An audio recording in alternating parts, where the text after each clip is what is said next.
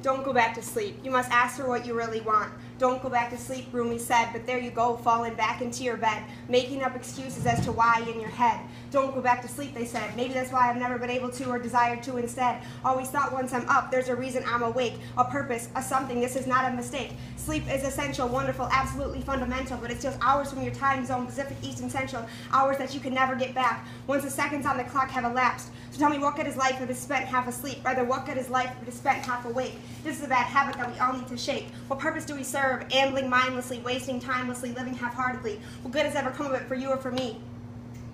Don't go back to sleep. Don't go back to sleep. We were told to never love halfway, so why to wake up in the morning to spend our lives half awake, living halfway each day? What destination will you reach if you quit halfway? And what journey will you feel if you stop halfway? And what experience will you feel if you quit halfway? Speak now, please tell me what you have to say. The question remains, if all that we do and the love that we partake is only halfway, are we halves? Is this okay? Are we not whole beings capable of completing, reaching, loving, and wholly experiencing? Are we scared? Do we know better or worse? For better or worse, are we obliviously unaware that we are taking part in the half-life share? We are the generation of shortcuts, the generation of shorthand, the generation of easy and likes on Instagram, the generation of minimal effort, the generation of air balls in the basketball court. We don't even square up. We just grab the ball and toss it in the cup and then we drink it. We wash it all down. We are the generation of nobody ever leaves this town. Yet we wonder why we don't have the success that we wish for, why nobody ever comes knocking on our door, why we don't accomplish the things we set out to, or hold the love we so desperately need to.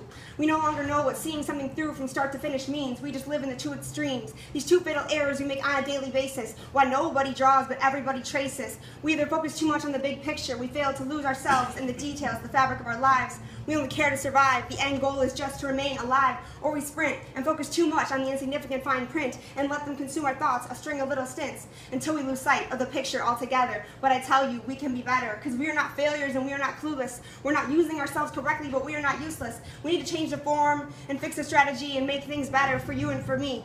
It sounds daunting, doesn't it? Perhaps, but it's worth it, I promise. Don't go back to sleep. Don't fall back, leap into something, but do it full force. Don't fear exposure or deviation from the course.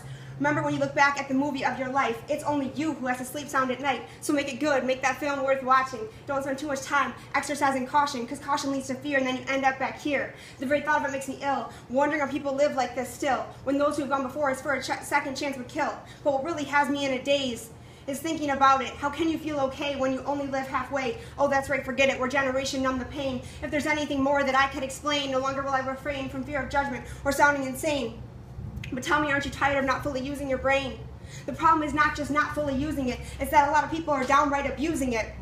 But what used to be a phase has now turned into a routine of the day-to-day. Now, instead of paralysis by analysis, hypnosis or psychosis, here's a diagnosis. We are not a lost cause. We are not hopeless. Your brain needs to heal, and now that you know this, you can begin to fix it. Take a second and just breathe.